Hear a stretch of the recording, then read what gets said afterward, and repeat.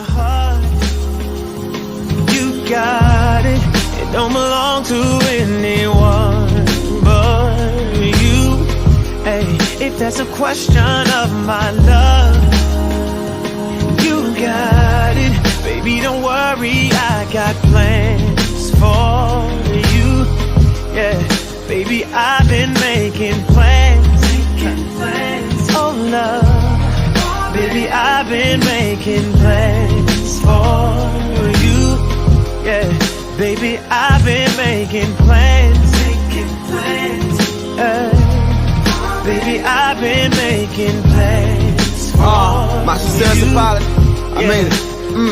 Look, I'll admit it, albeit pathetic, that I'm in my late 20s, still never been to a wedding. Guess the idea of that lobby empty. Do not sit with me, Will. It's not your fault they try to get me.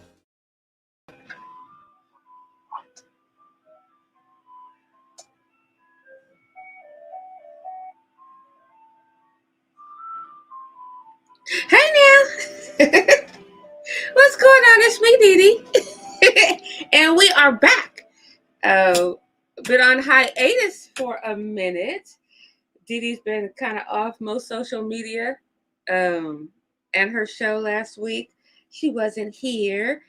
So I'm so happy to be back with you on the Hookah Lounge. You know how I love to end my Sabbath always here on the Hookah Lounge. Makes my weekend so nice. We don't have Angela. We don't have Lala with us today. And it's okay. Lala's not feeling well. So she hasn't been feeling well this, not to put Lala's business in the streets. But I'm saying it like let's send our prayer warriors out to Lala, love and our prayers and our thoughts out to Lala so that she gets better and is back with us. But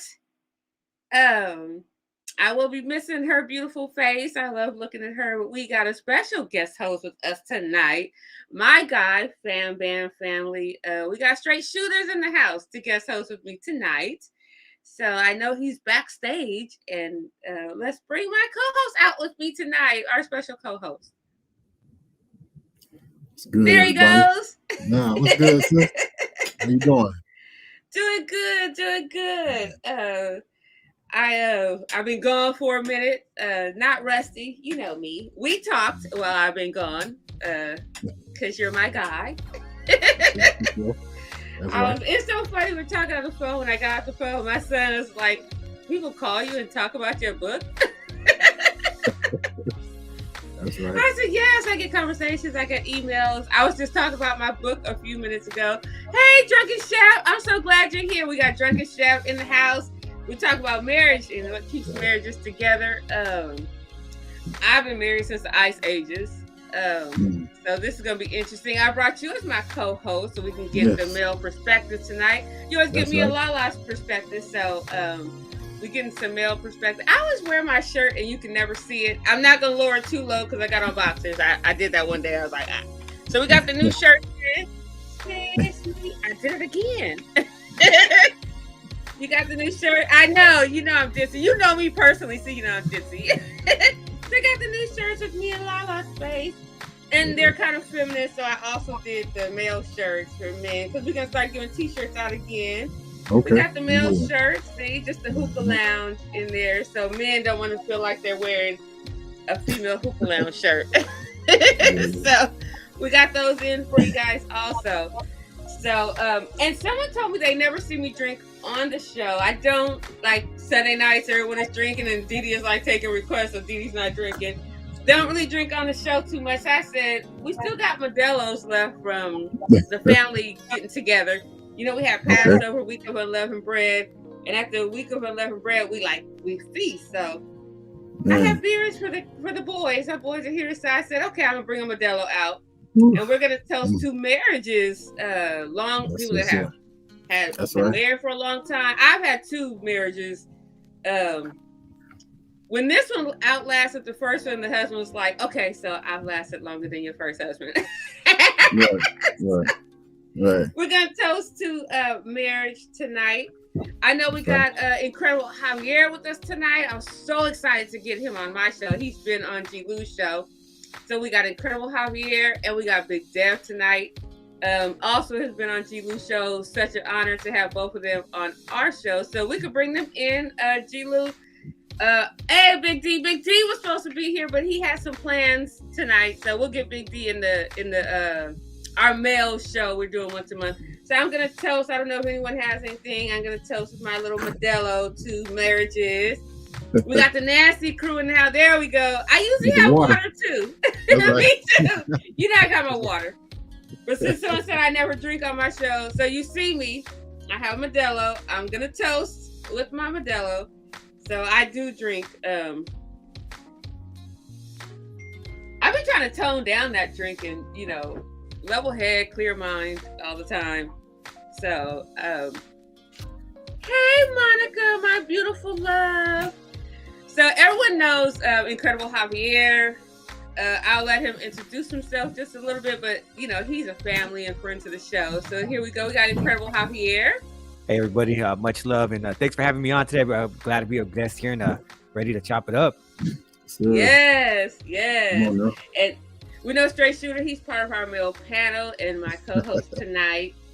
So we're gonna get into being married for a long time. And I know with us, we believe that marriage should last for a long time through the struggles and things like that. But sometimes people get divorced, because I have been divorced once. And I said this one, I told his father, till death do we part, like literally, if he tries to leave me, I'm going to kill him.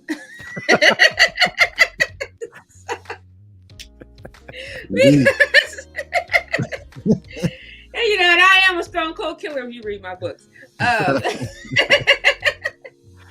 But you know, I was gonna ask. You know, I got Drunken Chef out there also, Big D. A lot of times now, people when they get married, they're like, let's see if it works for a little while. If not, I have out. So I was gonna ask, and I know Straight Shooter, you've been married before also. Is that the most common thing? Because I know Javier, you've been married for a while.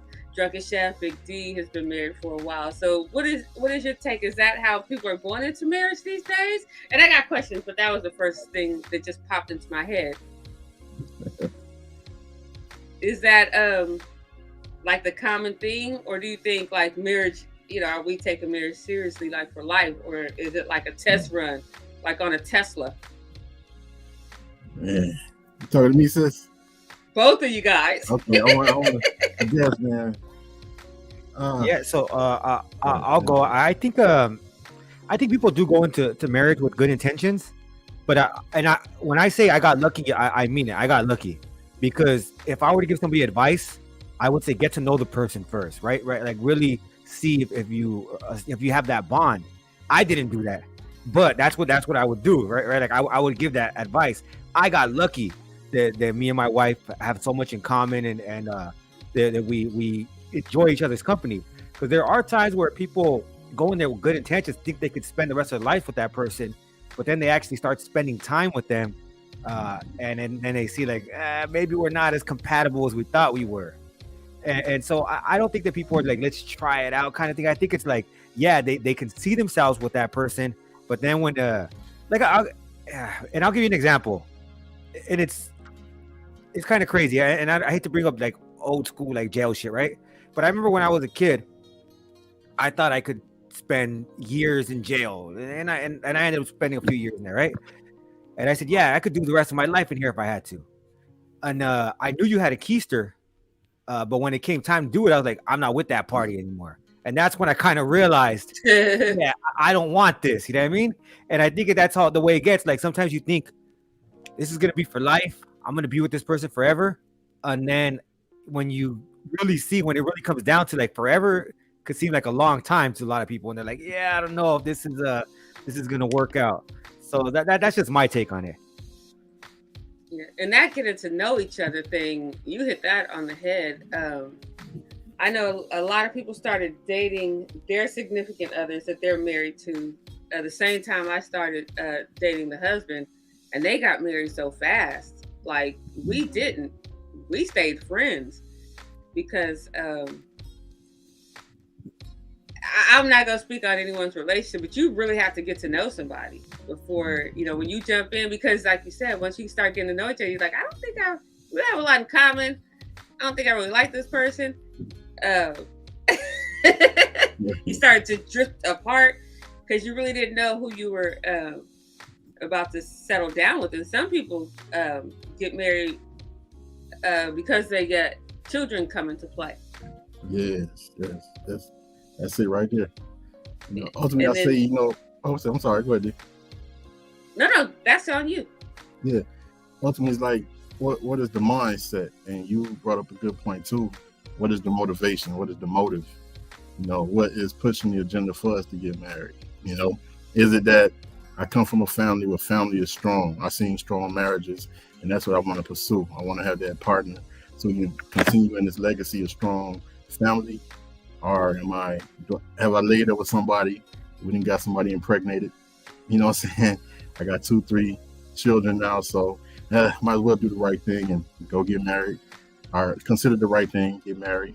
The objective could be, man, I can see her as my wife. She's a trophy piece.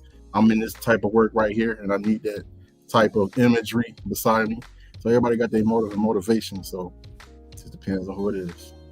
Yeah, and that's actually, I didn't even realize this was the first question. Like, should you know everything about your partner? Like their favorite TV shows, what stresses them out, what are their goals in life, before you take that plunge? Or do you learn that as you, because like Sopranos, that's what Lowriders and Sopranos, we used to watch. That was our thing. The Sopranos came on. I got the food. Well, he got the food. I always got the alcohol, and we came and watched Sopranos together. That was our show. If anyone knows the Sopranos, we have every DVD collection of the Sopranos.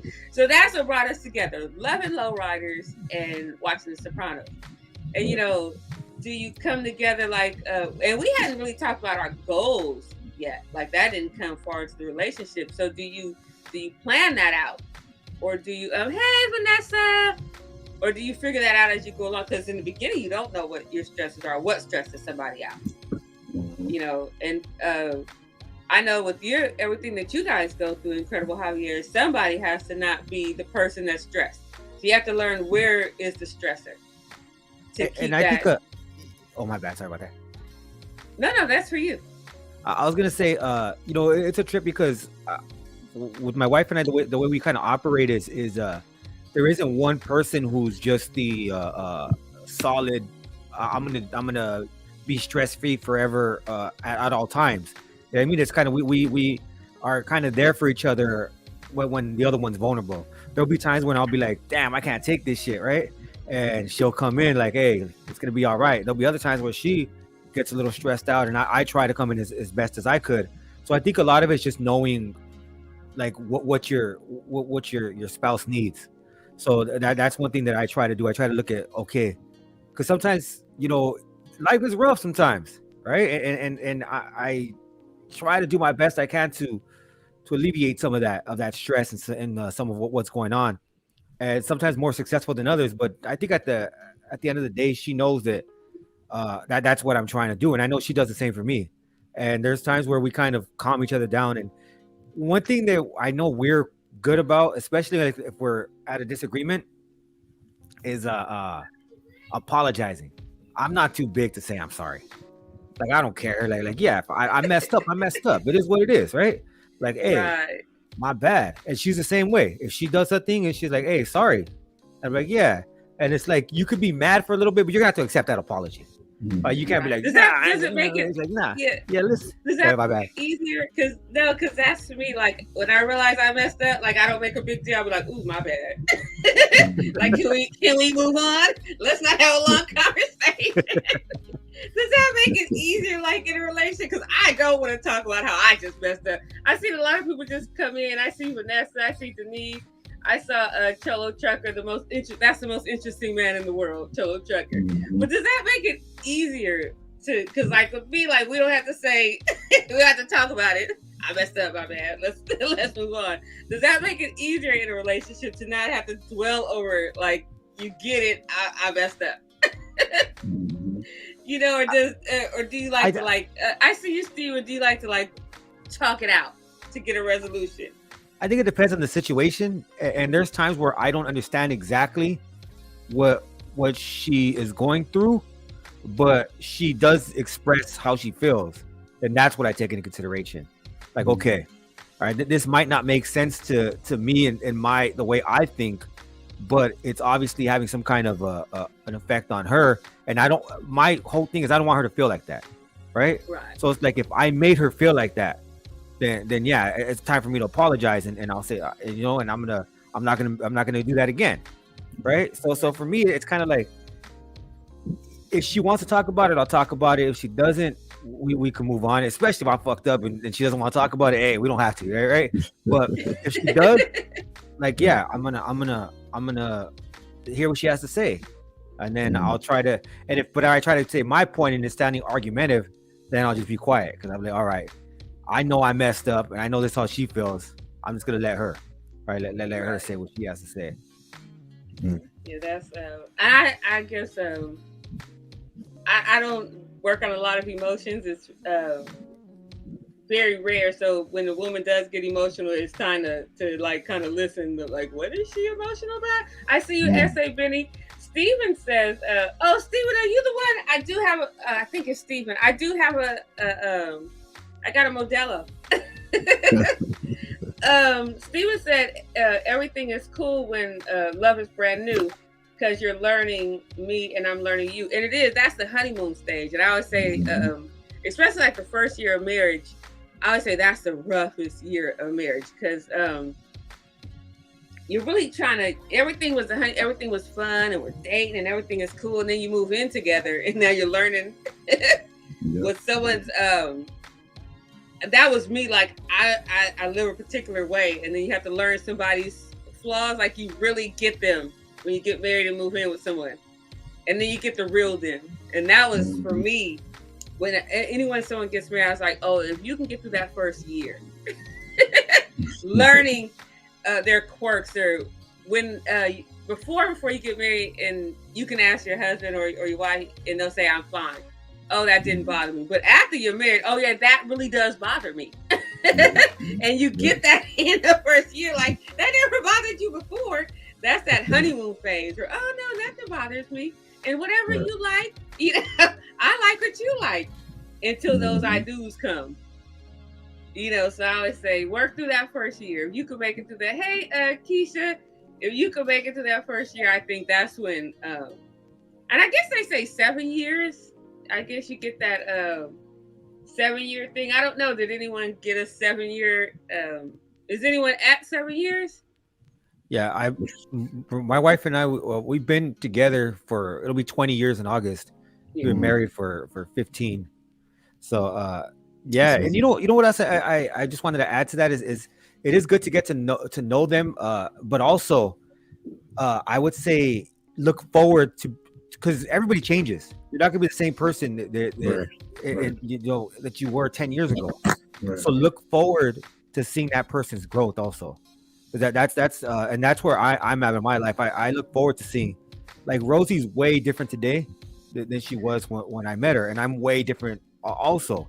So, and I'm looking forward to see how she progresses in life, and I want to be there to cheerlead her all the way, and to support her in the best way I could.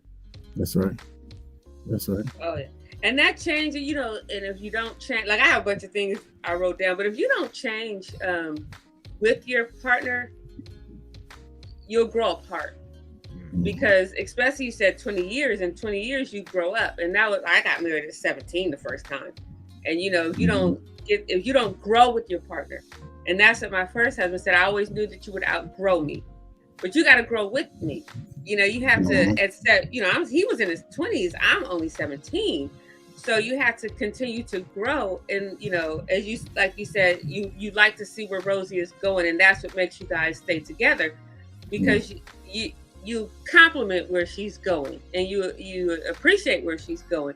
And that's what keeps a marriage together. And that's what keeps a marriage strong, because you're not trying to hold Rosie down, and I know Rosie is a good partner to you. Oh yeah. Yeah, 18 years, like Drunken Chef, 18 years, married 4. And that's interesting. A lot of times, like I watch Divorce Court, and people be together 18 years and then get married and they're divorced within 3 months. Yep. I was like, how did that happen? I think that goes back to your first question though. What was the motivation? Maybe a lot of times they're having problems and they think if we get married, that'll fix fix the issues. It's like, nah, you like that you should get married because you want, you know what I mean, you love each other and you want to spend the rest of your life. Like, and I think that part of that they do, but if they have issues, marriage isn't gonna fix it. Right. And it might make it a little worse. Because now you feel like I'm stuck. Like we've been together 18 years, and that's, you know, same thing. My son was 2 years old when I started dating my husband, and he's 21 now. So there's a lot of change. And hey, what's up, Rich? Tony, it's a lot of changing that has to go on, and a lot of growing. And then in those years, how you deal with conflict and issues like losing I lost my son. I lost my little brother went to prison with a 44-year sentence, and then I lost my mom.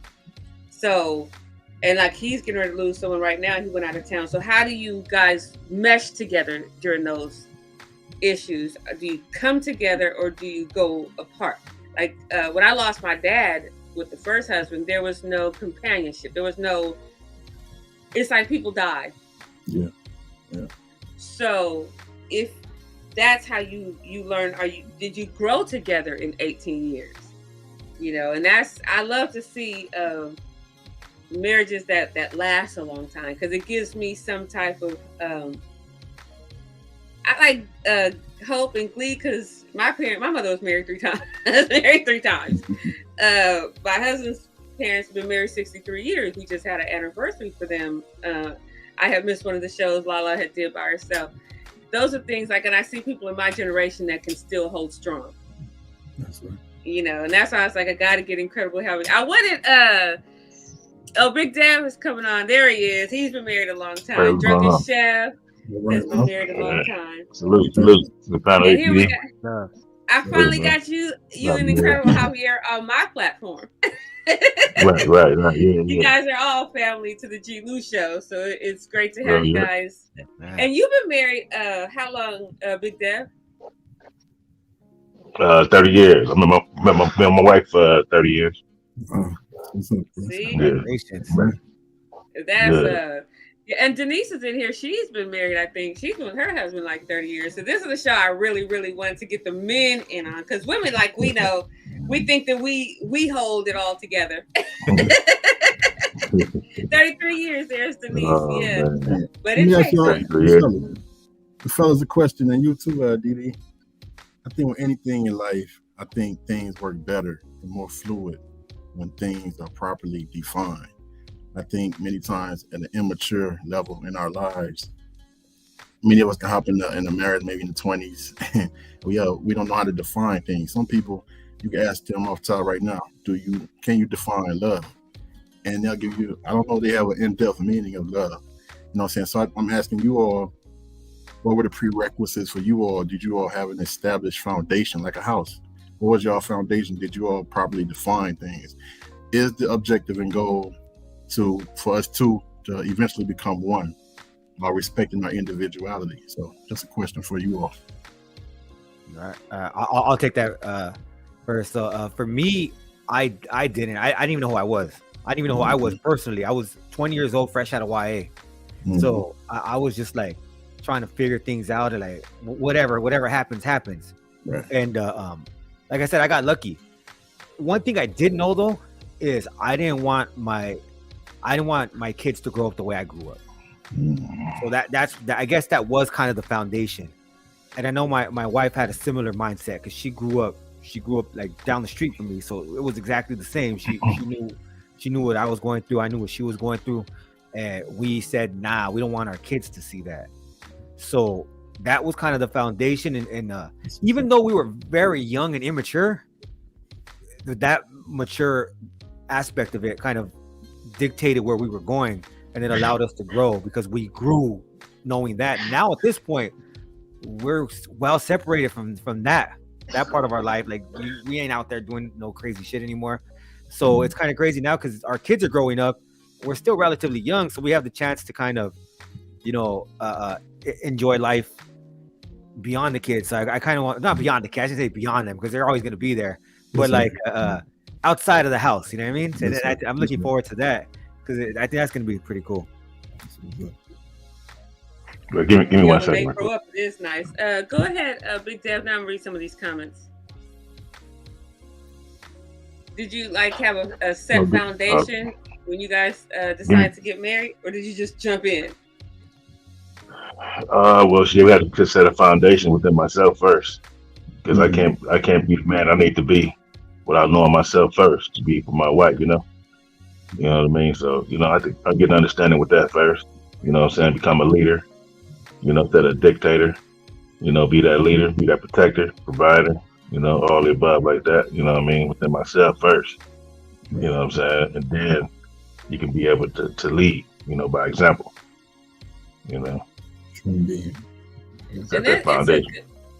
It's good to have that, because in the first marriage, when I was 17, so there was no no foundation, no nothing. With the second one, there was we both had houses, and we had to figure out how to go from there. It took us a minute to figure out how to navigate our lives, because I had kids in high school, so it was trying to figure out how to navigate that, and then being able to, like Big Dev said, being able to be led. I had to learn how to be led, and that was a learning experience, but a grateful one, because I got tired of being a man. So it was perfect timing. It's what I needed. I had prayed for stability. Like, I just need some stability, and I kept pushing it away. Like, I didn't want to be married. That's the last thing in the world I wanted. But when you ask for something and you're given what you ask for, you need to accept it. I just needed some type of stability in my life. I had 5 kids, and all boys. And I had lost a lot of my femininity. It was just gone. And I just wanted to be stable, some type of stability. And I think that's what marriage is for, to find that partner to help you be stable, especially when you have children. You want some type of stability. Yes. Obligation. It's obligation. Yeah. Yes. I saw that Drunken Chef said we had a lot of ups and downs before the ups outweighed the downs. Exactly. That's when we were in a good place and we got married. We were also very young in our marriage. Perfect. No marriage is. Yeah, marriage is. I always say, when you get married, remember that's a job. You got to take that marriage in as a job, and remember you've got to put as much time into that marriage as you do everything else, or it's full-time job. It is. I know. I wanted you on. I wanted you on this panel, Drunken Chef. I understand, though. Sometimes you never know what you're gonna get into when it's conversations in the hookah lounge. You might get a lot of female energy in the lounge. So we try to be really fair to the men. That's why every month. So keep your calendar open, Drunken Chef. Every month we like to bring the men in, because a lot of times women want to tell you what men are thinking, and no, you got to listen to what men are thinking. Denise said, Stephen said to Denise, I just saw Denise, that's the true love is staying together through the difficult times in life. Anyone can stay together through the good times. And that's another thing, is when you hit that rough patch, right? How do you get through that? Right. Your love's gonna be tested. Your love's gonna always be tested. You know what I mean? How you know I ain't gonna be able to say you truly love somebody if it was never tested. You know what I mean? And I get in trouble a lot, because I always say, everyone says, they know my heart. And I always say, heart is what keeps you alive. It's that brain. Your brain has to really, like, I didn't realize that I really truly loved the husband until an emergency situation happened. And I was like, oh, wait, what? Because my mind makes me do the things that I'm supposed to do, like get up and do this and do that. Hey, James, because the things that you have to do. Like I would always say, I don't have to say that I love anyone, because everything that I do shows that I love them. Right. And a lot of times anyone can say I love you, but what do you do? Come on. What do you do? Right. So I always say it's an action. You know, the heart pumps blood to your organs to keep you alive. So that love word to me is, it doesn't mean that much if there's no action to go with it.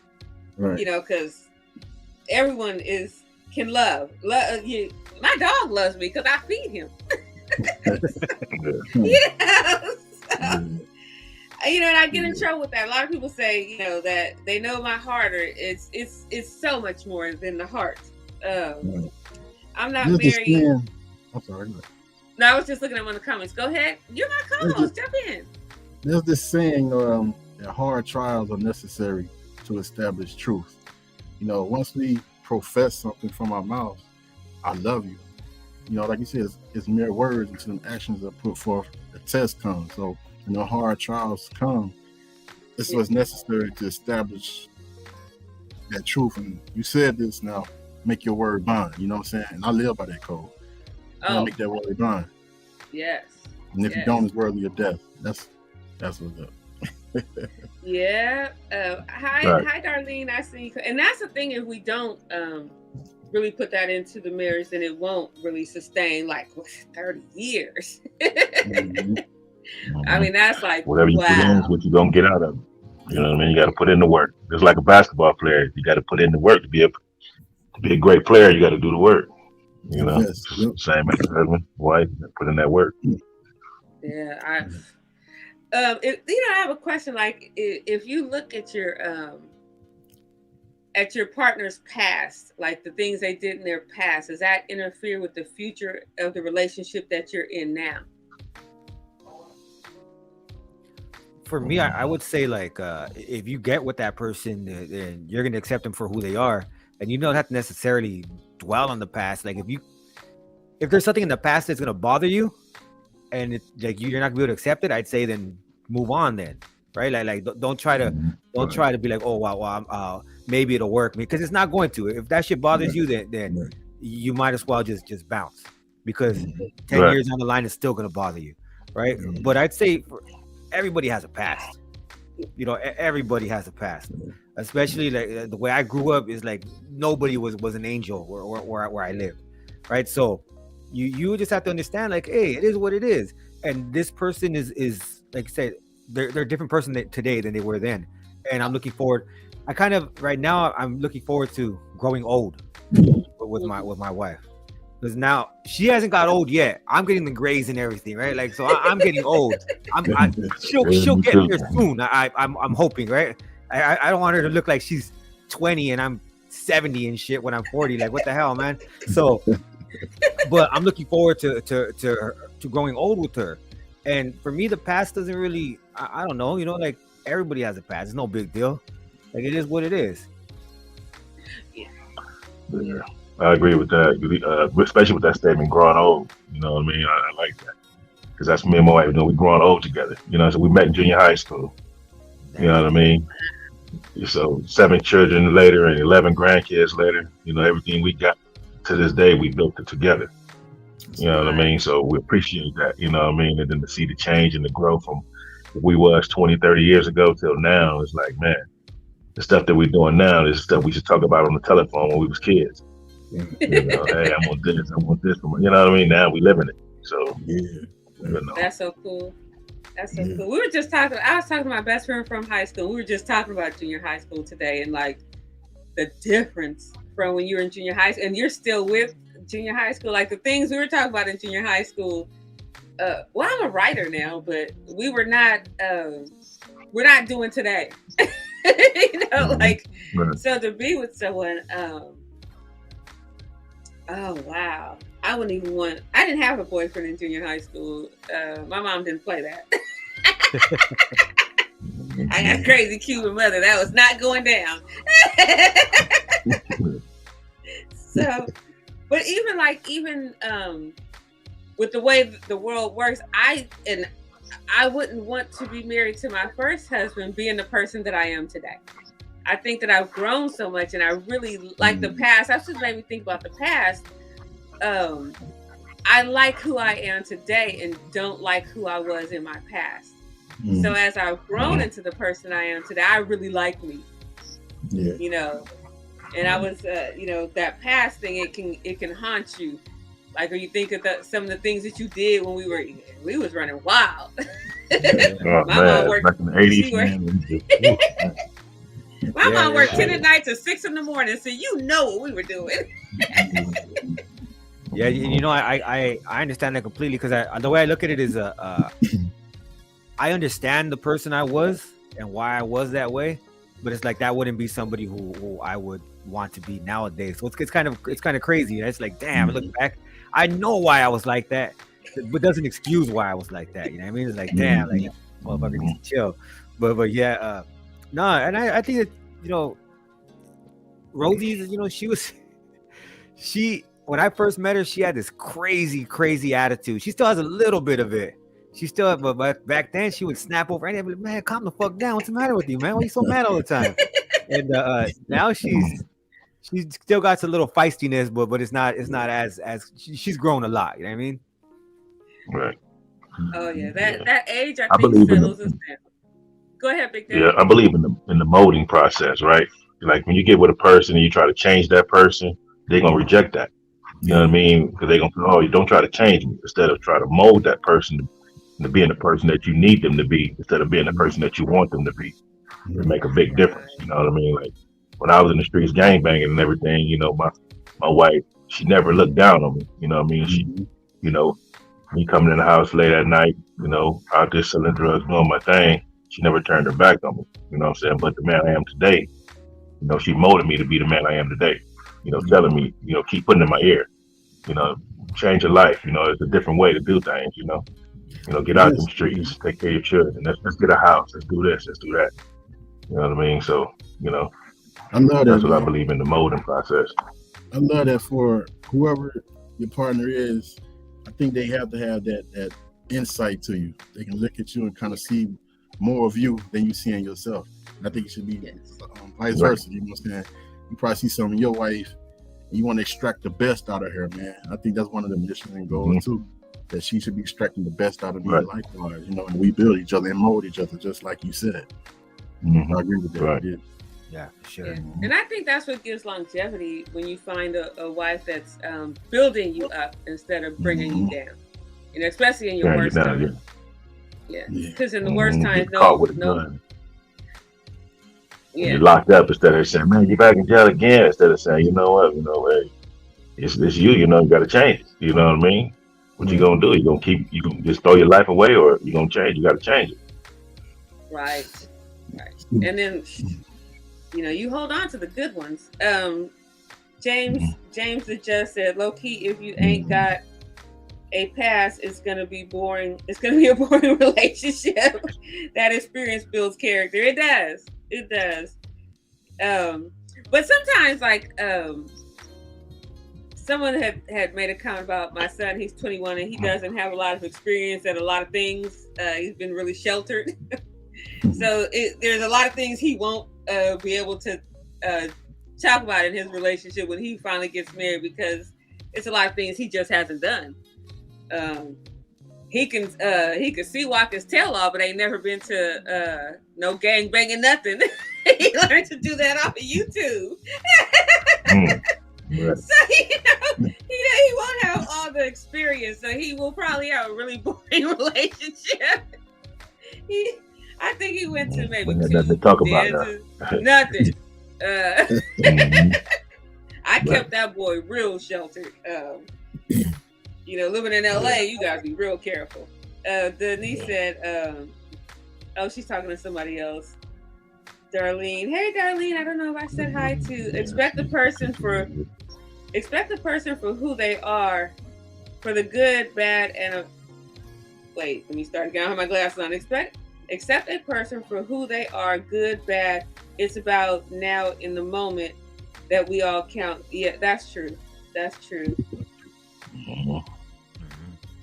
Yeah, because it took a lot to get me to not be in the all this right here. I bought.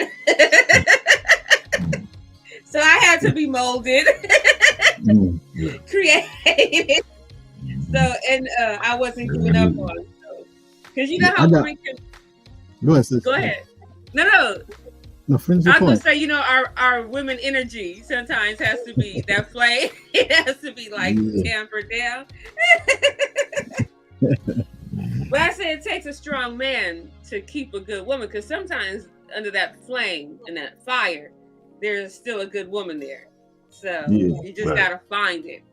A drunken chef says a great woman man sees the potential in you and will guide you in the right direction and stand by you. Sounds like we found the great one. Shout out to the men on the panel. Yes, yes, I want to have strong men. I Salute, know drunken. Yeah. these men. I'm working Yes. on it. I'm working on the drunken chef. So everybody else straight on this panel. I'm working on mine. I'm reeling mine in right now. this my co-host for the night. I got one for y'all though. I think in our culture and society in general, we got these cliche sayings, and I've always been wanting to question things. So, you know, I hear people say love is unconditional, and I've always felt this wrong, and actually I still do. I feel that love is conditional. I think everything has a condition. I think there are some parameters and laws that we should agree to, adhere to, for this to work. So just give me your insight on that. What y'all think on that? I do think that there are conditions to love, and I do think that somebody may do something that will make you maybe make them not, maybe they'll still love you, but they can't continue forward with the relationship, right? So it's like maybe they still love you, like, yeah, but you fucked up badly. I can't deal with that anymore, right? So I think, and I don't want to sound mad.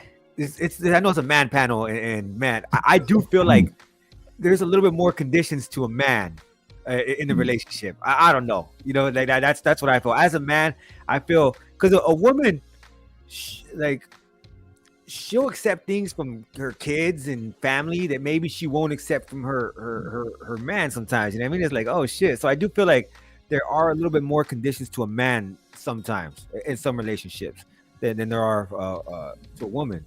However, I do think that, yeah, understanding that there are conditions, it's up to us to find those parameters and live by them if we're comfortable with that. So if if you know your girl isn't comfortable with something, because there's times where something might not even be as extreme as it is, but if you make it look that way, like, it's like, why were you in that position in the first place? Like, what were you doing over there? Or why'd you put yourself in that situation? Right? So it's like understanding, well, my life is kind of a reflection. We're our own people, but my life is a reflection of my wife's life.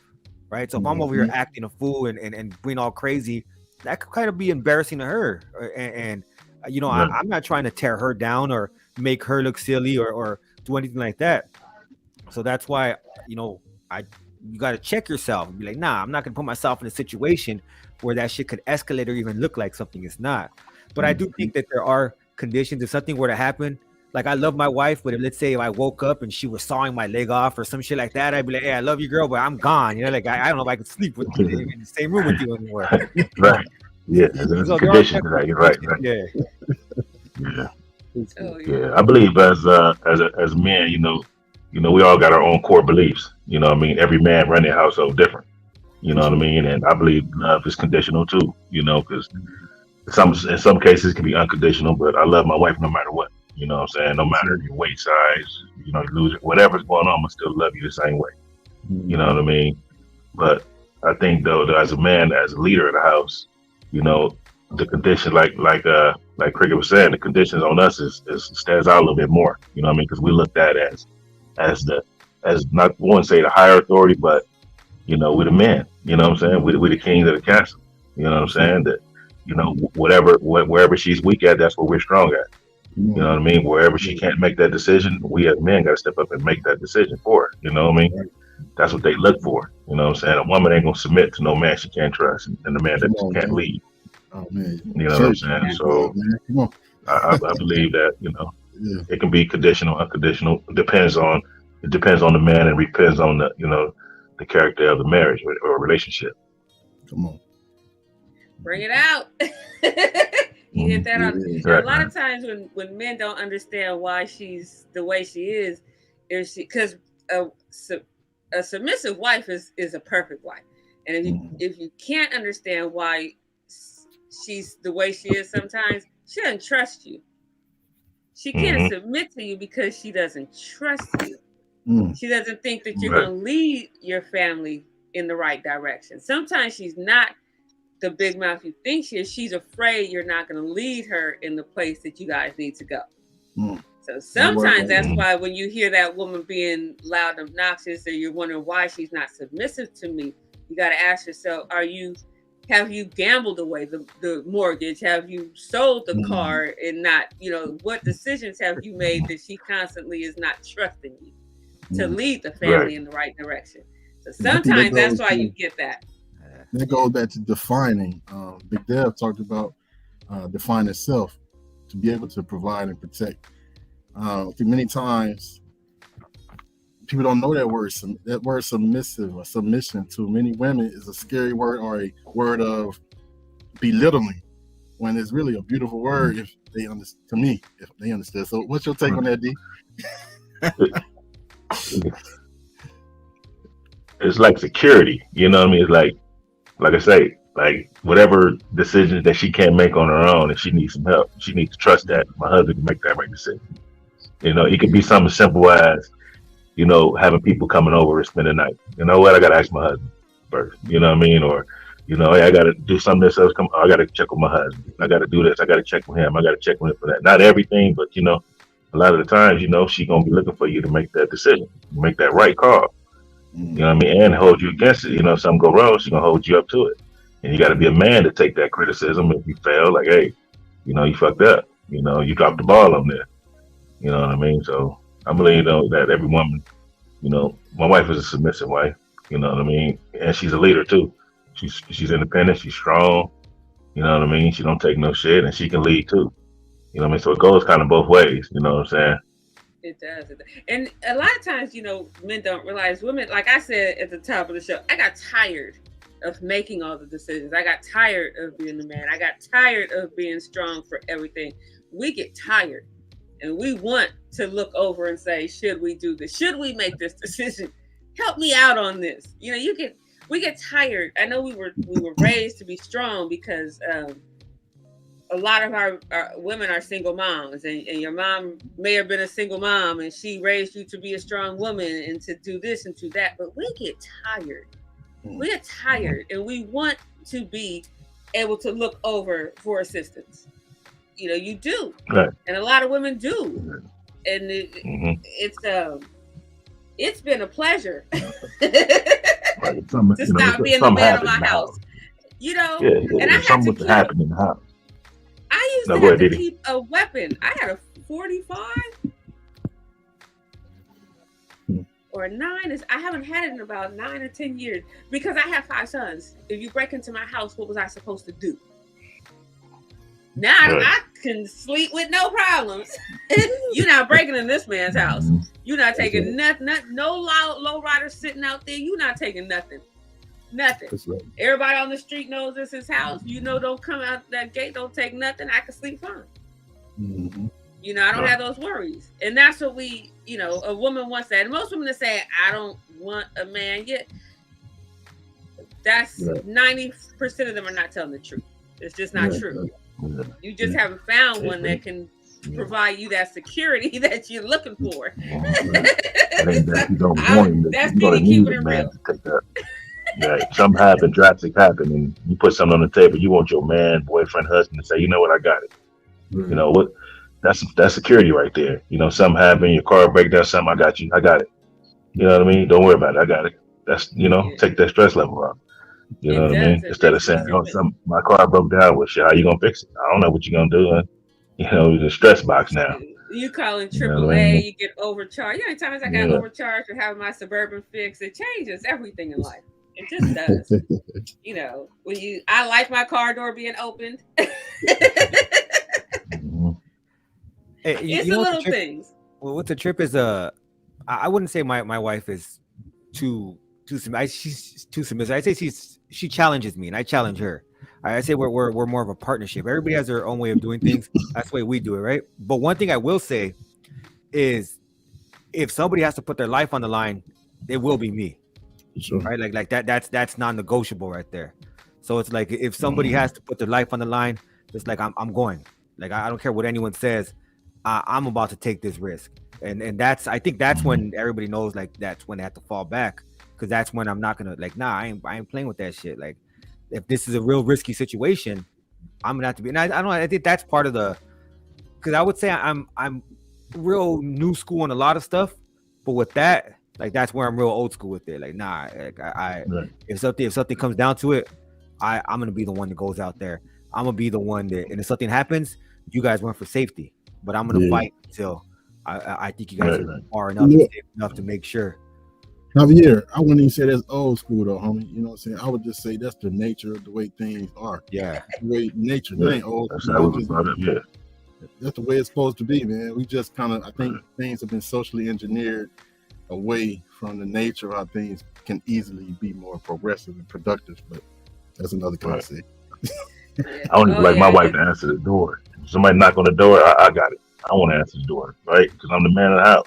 I'm answering the door. What's going, like I say, it all depends on how people brought up, how they want to run their house, Yeah. So when it's time to make like the decisions in the home, who has the stronger voice? Like if we don't have like major decisions in our house. Well, actually, like we are. We do have one, and this is like a stupid one, because we're redoing the house. My kitchen caught on fire, so we've been refurbishing our house or remodeling our house. And ours is like stupid, where to put the TV. Like that's the biggest flaw we're having right now. Like we argue over dumps, we argued over Kiki Palmer, and now we're arguing over where to put the TV. So when you come with like major, like we don't maybe buying a car or maybe moving or buying a house or what neighborhood to live in, who has a stronger voice in the house? I would say, as far as like inside the decorations and inside of the house and so all that stuff, my wife, she handles all that. I do the work. She do all the color schemes, the plannings, the picking out the furniture, the tables, everything, the bedroom set. That's her thing. That's what she loves to do. She get full control over that, But as far as What about vacations? vehicles, the grass, vacations, she planned that. I mean, we come up with something together, and then she pick where she want to go, and I take her there. Yeah, because buying you a take car. like 5 weeks off. Yeah, I just came on vacation. I just took a week off. So I let her deal with that, because she's like the secretary. What I mean? She the bills, the more everything. As far as that, money wise, that's her thing. So I let her full control over that, and I trust her with that. How do you guys handle it, Javi? For us, I think we talk about things a lot way before they happen. I think the last one thing where I kind of seen her point of view, and I was glad for it, is I was living kind of in the heart of my neighborhood when my kids were relatively young, and she was like, we should move out to the next city over. It's a little better than here, but the kids have more opportunity. And I was like, hell nah, I'm chilling right here. Got the homies all around. Like I'm right here. And she told me, like, look, the kids need a better opportunity. They're not going to be able to grow here, right? They're going to follow in your footsteps, your dad's footsteps, your grandparents' footsteps. Like, you don't want that. Let's separate them from that. So I listened to her on that. Other things, we kind of we chop it up. We chop it up a lot. So we kind of know what we want. And I'm a big devil on the house stuff too, though. Like, I don't want to. I'm not trying to make it a cop out, but I'm not interested in that. You know what I mean? It's like, where is there I don't care if you want blinds or shades. I mean, whatever you want. You want blinds, you want shades, you got it. You know what I mean? I'm not into that. Yeah, it's like, do what you got to do, man. Like, I don't know. If I say the TV goes there, the TV should go there. I don't care where you think the TV should go. That's our argument right now. So now we got 2 TVs in the half the time room. I can't see what you're talking about anyway. Yeah, I'm kind of like real like low class on a lot of shit like that. So I'd probably put like the TV on a milk crate. You know what I mean? Like, bam, we're good right there. Yeah, so right. My wife kind of she fixes that up. That's what men do. That he got the TV on a desk. I got the TV on the wall. Now he's out of town. I'm about to take the TV out of the living room. I got a 65-inch on the wall. He got this little 30-inch on the desk. That's men. As I'm long as I sorry. got my man cave, I control that man cave. That's me. Everything else is her. So that's funny. I was just but big decisions. I always wonder who gets the. I do all the bills and things like that. I think that's what women do. We take care of the like secretarial type thing. Me, but like, hey, that's all you.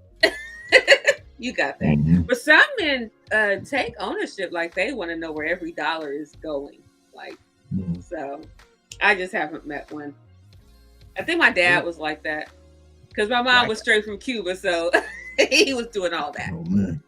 Yeah. Mm-hmm. So that sounds we eat out exhausting. the same Work pot. all day, go home and be an accountant. Spirituality coming to. I'm sorry. Go ahead. No, go ahead, my man. Do we have some comments? You see, straight shooter? Oh. I was trying to. I know we. I got a few more things that I wanted to know. How do you keep your spice in long? Like you've been married or together for like we got 18 years. With big decisions, we usually sit down and talk about it together. The TV was her decision. Our office colors and decorations mostly her. The yard, me too. The yard is in. Yeah, right. Yeah, the yard is in. Right. You see, there you go. Yeah, that's as it should be. As it should be.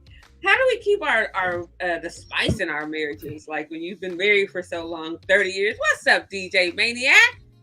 30 years, 18 years, 15 years, that 7-year itch they talk about. I didn't get the 7-year itch. So so how do we keep it spicy? How do we keep it romantic? What do we do? I mean, you just got to keep doing the things that she fell in love with and more. You know, you can't let the fire out. You know what I mean? Whatever she into, whatever she like, you gotta be with it. There ain't no limit to it. You know what I mean? Chicka yeah. I know when you've been married a long time, you gotta what's up the hood politics? We gotta get you over here. It's my mom always said the way that you get your husband is the way that you keep your husband. So anything that you were doing before the marriage, you must do throughout the marriage. And that I listened to, like I said, my mother was married 3 times, and she was like, "You want to keep your husband?" That's the one thing I listened to. So you got to stay. And I think vacations that are just not with the kids or the grandkids, or I think sometimes even if it's a staycation, like you don't have to go far. Like I got to renew my passport, and I said not that I'm going to go anywhere anytime soon, but just in case. So we have to do things that are spicy, live it up, to keep it, because longevity is the key. Like people are married like 30 years. I'm still in awe of the 30 years. Let me see. I have a lot of questions. Straight shooter, because I know ours is almost up, so I want to hit a good one. Straight shooter, you got anything you want to add to the marriage conversation? Oh, for sure, man. I was asking, where does spirituality come in for all of you all in your relationship? I don't know, your walk of faith, that really is irrelevant to me, but just when the times get rough, how do you lean on a spirituality, something greater than, I guess, both of yourselves? I could take that first. Go ahead, G. I believe that there's a God, but I don't believe in a lot of that stuff. You know what I mean? So, she believe in it. You know what I mean? We don't. I just go by faith. I don't really do the spiritual thing. Okay. Yeah, for me, I'm an atheist, so I don't have any spiritual belief at all. But my wife, she does have some spiritualistic kind of point of views. But I respect her, because I know when it comes to most of the world, I'm in the minority when it comes to being an atheist. But I do have faith in our relationship. I have faith in our relationship, and then we'll be able to overcome no matter what happens. So I know that if something goes wrong, she'll be there for me and I'll be there for her. And so for me, that's kind of that's it's the love that we have for each other. That's what keeps me grounded in it. And I know I'm very difficult to live with too. Like very like I'm very high energy. So like my kids get mad because I have to announce when I'm home. So and I told the story a gang of times. Like, I'll open the door and I'll just yell, "The dog's in the house," and they'll just look at me like, "What the fuck are you doing?" And I always do like that, like and like if my kids make me mad, then I'll just be like, "I'm the big dog," and I'll start barking, "Roof, roof, roof, roof." And they'll just be like, "Dad, stop already." And my wife, she's just like, "My God, this guy, man." But she's like, right. She loves it low key. I know she has to, right? Like she's so for me, I just know like she's there for me, and she's going to be there for me, and she accepts me when I know a lot of other people would probably have, "You're gone, dog. Like it's too much. Like you need to tone it down." And that's just who I am. I'm high energy. I'm high energy, and she loves that, and I love her because she's really feisty, really funny, and she clowns hard. Like sometimes I'm like, "Oh, that one hurt." Like damn, but like she's I love it though, because like I said, she challenges me, and sometimes I'm like, "Man, I got to step on my clowning game," because she got me good on that one. That's right. That's the fun part of a relationship when you guys have the same type of sense of humor. That's I'm gonna try that one day. Big dogs in the house. My wife's like, "Boy, what the hell you talking about?" Go ahead. Big what? The hell you talking about? Yeah, they have dog at the end of the husband's name. So when my son was putting the password in, he was like, "Dog." I was like, "Yeah, they that man plays strong safety." They have dog at the end of any one of his names. They throw that dog in there. So I even I was when I was selling life insurance, my team I added the dog in there too. So I know that dog thing. But being of different faith or like my dad was atheist. My brother's atheist also. You're not there's several of you guys out there. But my mom was Seventh-day Adventist, which was a strange combination. Like on Saturday, she done got us all in our little gowns to our toes, Seventh-day Adventist. Couldn't show any skin. And my dad is like cooking bacon as we're going to church. Like we couldn't eat. We're vegetarians. And it was an interesting mix to see them married. Like my dad being an atheist and my mom, like she's in the choir. Friday night sundown and Saturday sundown, there's no TV. That's all Bible scriptures. And my dad is in there watching the Dodgers. It was just an interesting mix to have them married. So it does work. They loved each other till my dad died and they were divorced, which is kind of strange. So it's a dynamic that can work as long as you respect each other's views in space. And that I was going to ask, is there too much? I don't know the question, but is there too much togetherness in a marriage? Like, are you can you be together just too much to where it can be smothering? I think I'm fortunate enough. I've always been. Go ahead, bye. Go ahead. I've always been an outside person. We both got careers, so we were always away from each other. Maybe 80% of the day anyway. You know what I'm saying? So when we get together, it's it's fun. It's, we're talking about work or whatever we're doing. So it's a fresh air. I don't believe it should be up on each other every day, all day long. A person get tired of seeing a person every day, all day long. I mean, you only can talk about so much. But we've been together so long, it's just normal. She in the room, my man came. We pass each other by. You need something out of the refrigerator? That's that. What we eating tonight? You know what I mean? So, we've been together 30 years. Do you repeat stories to each other like you said it to each other so many times? oh yeah. I mean, I don't have to say anything. It's like she already know. If I say I want a sandwich, she already know what kind of sandwich. She already know. I don't have to tell her. Put 2 salamis on it, mustard. She already know. So I don't do a lot of talking. You know what I mean? Or no, we don't have to give her instructions on how to do things. She already know, and vice versa. Yeah, for me, our kids are relatively young. Well, now the 2 older ones are going into adulthood, but it seems like as they get older, they also need other stuff too. They're kind of like, damn man, again. But so they kind of keep us like separated where we really appreciate each other when we come together, because there's times where it's like, oh, I gotta take my son here, I gotta take my daughter there. Oh, one of us has to stay with the youngest. Oh, we have to take the other one here. So there's times where we have to do things separately, because especially we have a child with special needs, so somebody has to be with her at all times, and so we do have to other times do things separately with the other kids. So that does cause a dynamic where we are often kind of separated, and we do appreciate it when we're together. And sometimes it could suck when we really think we're going to spend time together, and then the kids come in like, hey, what are we doing today? It's like, and you don't want to be like, get out of here, kid. You know what I mean? So I'm like, nah, let's all do something then. Let's all do something. So, but we do look forward to that alone time, just to just relax and chill and enjoy each other's company.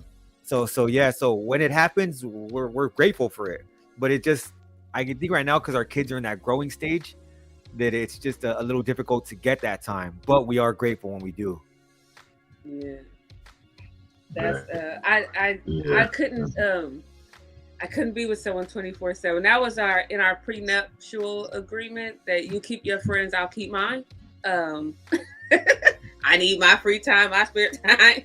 Don't be up underneath me 24/7. You go low riding. I used to like to go low riding, but that's his thing, so I don't go with him anymore. And then leave me to my peace. But then we like to have dinner together and do things together. But 24/7, I couldn't do it. I just can't. We took a month off together. So yeah, that nice. Feels good. Yeah. And plus I have a strange sleeping schedule anyway, because I don't wake up till 2 in the afternoon. Don't call me at 8 o'clock in the morning, because I'll be going to bed. And that's I used to work graveyard for overtime, 10 at night to 6 in the morning for overtime. Yeah, he put a nip to that. No, you're gonna stop doing that. Because I guess he felt unsafe with me those hours out. So, but I don't know. I love this conversation. There's a lot of comments coming up. I was reading them. Somebody said, would you change your religion for marriage? Would you?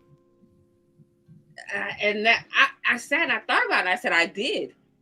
I don't know if anyone else would, but I stopped being a Seventh-day Adventist and became I don't know what he was, the ex-husband. It's a long name. The Christian. They went to church on Sundays instead of Saturdays, and I had a lot of problems doing that, because I kept questioning what they were talking about. He's like, stop questioning the Lord. I said, I'm not questioning the Lord, questioning your minister. So I wouldn't advise it. Question this election plate key. Because it can cause problems in the I was like, especially you brought when up something though, Didi.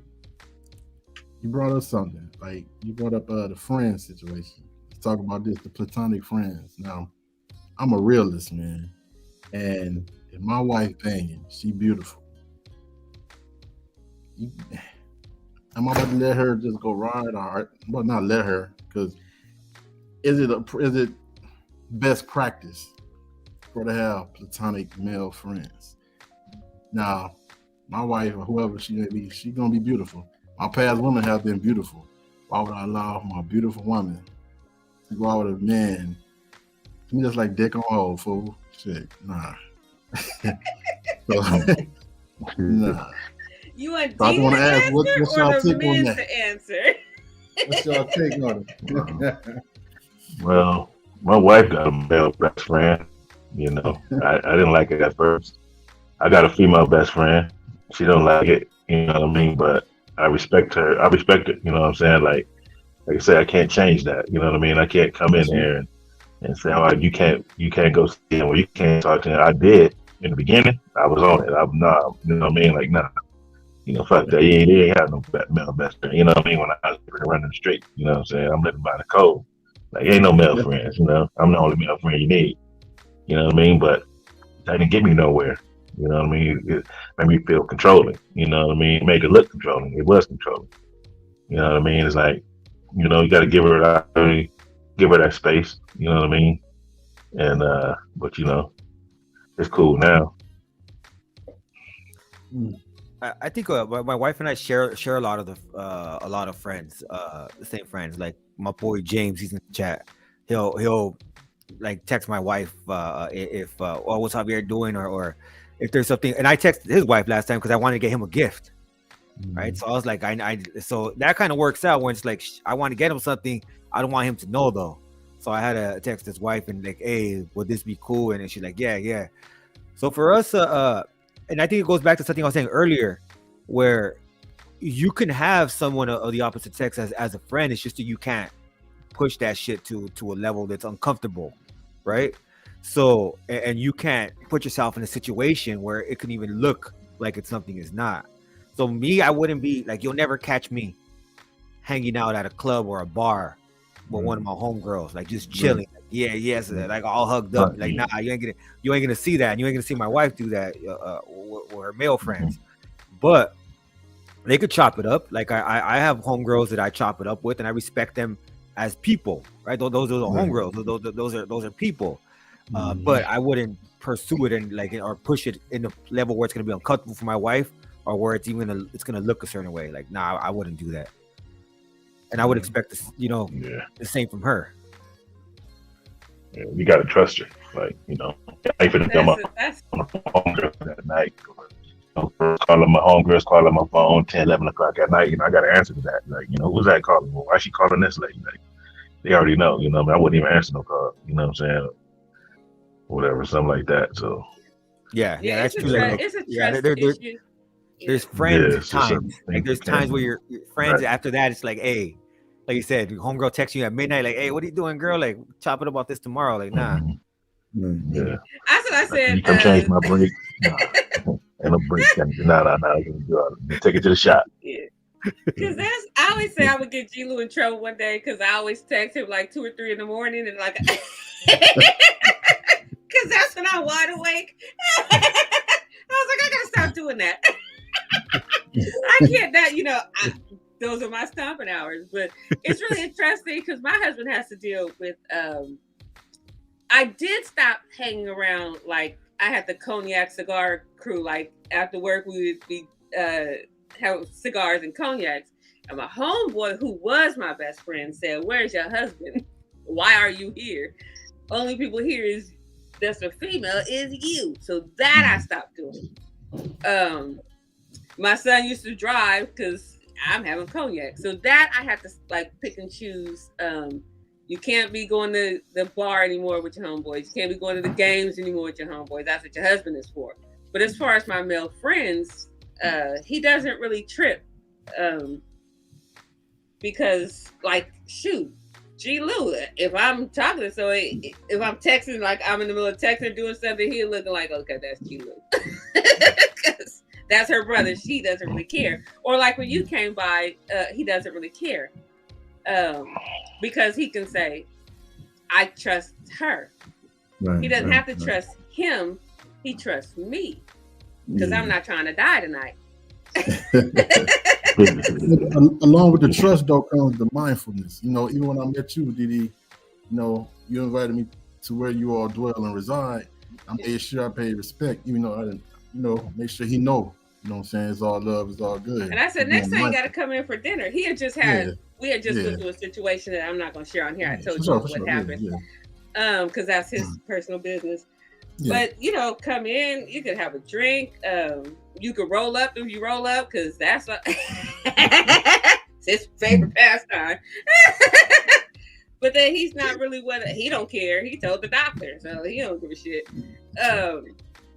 But that's, as long as, and my boy used to come over all the time. He'd come up. My son's father comes up, talks to him. He doesn't really care because he knows me. And as long as you know your wife, and some chick low rides, it's a trust thing. You always have to be trustful. And I was laughing because somebody said something about the minister with the expensive car. Don't be asking questions. That was the building fund, the Rolls Royce, the airplanes. I didn't find that in the Seventh-day Adventist Church. He was driving a Toyota. And the minister had a job. Toyota's a great car. Don't get it twisted. So, I don't know.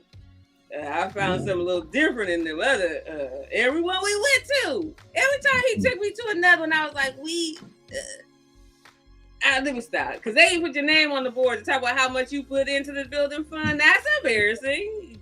That man was making minimum wage. He couldn't get to the building fund. Okay, I'm sorry. But it was funny they put that in the chat. Oh, goodness. The chat is so hilarious. That's Steven. Steven is so funny. We gotta do this again. Like I said, we are I'll start reading these comments. I'm so goofy. This is why I don't drink. I barely drink. Because I am silly. I am so goofy when it comes to alcohol. I'm so glad that we got you guys on the platform. And I had so many questions, but just talking about marriage and having a male point of view is always a good thing, to understand what men think, how they, because, like I said, women think we know how to keep a marriage together, but I think men hold that foundation together because I think without you, I don't think we could do it. I think we need our men. I like to follow the advice of men. I had a good dad that constantly gave me good advice. So I love having the men on the show to talk to us. Come back. Keep me in your little speed dial, because I will be asking you like certain topics to come back. Incredible Javier. I started watching Incredible Javier with the YA baby. Oh yeah. Way yeah, back. that's what I was watching it too. Yeah. Yes, I didn't know much about. I wouldn't visited someone in Chino. But I didn't know much about YA. I know more of the juvenile detention centers more, and I got so into that. So I've been a fan ever since. Didi got the giggles. I think I'm gonna bring them back. So I'm looking for other people to interview for the YA conversations and their interviews and hear people's stories, because I do think that especially now that they're being shut down, it's crazy to see that the impact that they had for all those years. And how people were able to, succeed despite the challenges that were presented.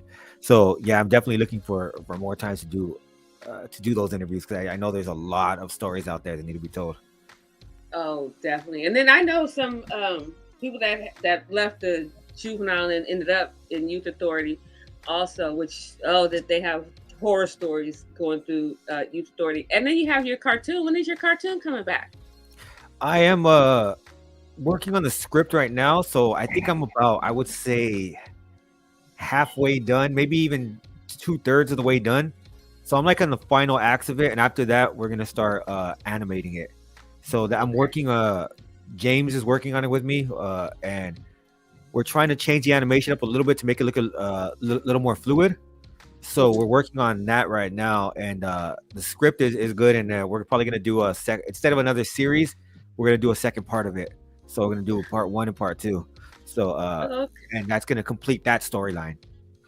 Okay, that's cool. Let us know so we can make sure everyone knows. I'd we say can advertise June or July. Okay. Thank you, Drunken Chef. Okay, that's cool. Chef. And then Big Dev, when are you going to drop that book on us? Oh, it's going to be soon. Real soon. I'm going to do a documentary first. Okay. Oh, yeah. Then do the book. So you talking about your documentary? I can't remember. My husband was watching you. I was like, I know him. He watches all those channels. Yeah, I was like, that's crazy. Yeah, oh yeah, because I never say his name because he used to be out there with the whole gangbanging thing. So I had a picture. I covered his face also because he's a grown up man now.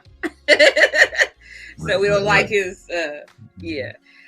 So we can't wait for that. Let us know when you drop the documentary. And please, we're going to bring you guys every month. I'm going to have a topic with the men. So I need you guys to come back. Drunken Chef, I need you out there also. I've been on anyone's YouTube for a whole week. I was trying to cleanse my spirit. Always trying to be a better person, the better version of myself. Yep. So I am back. We'll be back next week. I don't have my calendar, so I don't know what the topic is. So I appreciate you guys hanging out with me today. Me and my co-host, Straight Shooter. Thanks for having me on, Didi. Salute, Straight Shooter. Javi. What's up, Straight Shooter? What's up, Didi? And yeah, let me know when you guys have room for me to come back. I'm definitely down to be back. It's a lovely show. Definitely. I will keep you on my list of men. Salute the chat, man. Salute G-Lew. Thank you guys for joining us, and I will get in touch with you. And I want to send you guys a shirt. So these are the men's shirts. I held them up earlier. Oh yeah. So the Hookah Lounge. Yeah, you guys won't have to wear the girly ones that I made a male version. So shoot me your sizes and your address. I might have them. I don't know if I sent you guys gifts before, but shoot me your sizes so I can get you out some shirts. Really? Okay, thank you guys. Right. And then, have a good one. Thank you. And then women, in the comments, I always see Denise. I always send you out shirts too. If you want the female shirts, I have those. I think I don't want to bring them down too low like I did earlier. We got the girly shirts too. Straight Shooter start laughing like there she go. So it's, we had last night. We're gonna check out of here. We went over again. Thank you, Drunken Chef. And I saw you doing a show the other day, Drunken Chef, but I was cleaning up. I couldn't tap on because then I watched from my TV, not my phone. So I'll be back visiting everyone's channels again, get back in the swing of things. And I'll be back on my channel. I'm almost finished editing this book, so I haven't been on my channel. I'm gonna be back on. This book is so good that we're getting ready to drop. It's not mine, but I'm gonna be dropping it. Yeah. I have my book I'm doing is Sisters. So I got another book I'm writing also. So if you weren't here last night, go check out. We had a great interview last night with Shadow, one of the DJs. That's my son. One of G-Lew's homeboys. We got to do a part 2 with him, so we'll be scheduling that. And don't miss Oldie's Rule Forever Mañana.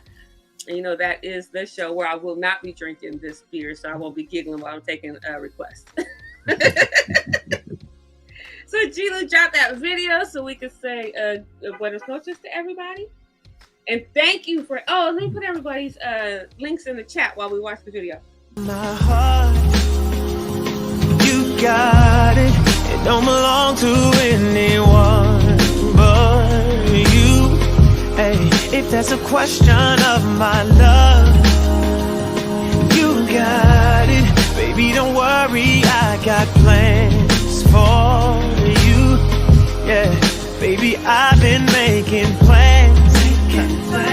Oh, love, baby, I've been making plans for you. Yeah, baby, I've been making plans. Baby, I've been making plans for my sincere apology. I made it. Look, I'll admit it, albeit pathetic, that I'm in my late 20s, still never been to a wedding. Guess the idea of that lobby empty. Do not sit with me, Will. It's not your fault they try to get me. I just put everyone's links in the comments. So make sure you follow my YouTube, follow Incredible Javier on Incredible Javier on YouTube and everybody's Instagram on the link. So tap in, follow everybody, go back and check out last night's interview, and check us out tomorrow for Oldie Rule Forever. Thank you so much for hanging out with us. This has been a blast. I love having the men panel with us. And thank you for Straight Shooter for being my co-host tonight. That was a lot of fun. Keep your Rolodex open also, so you can co-host with me more often. And prayers out to Lala so that she is feeling better. Send out your prayers, send out your warm wishes so that we can get her back on the show with her beautiful face as my normal co-host. Thank you again for hanging out with me, and I will see you guys tomorrow night with Oldie's Rule Forever. Peace, love, and happiness.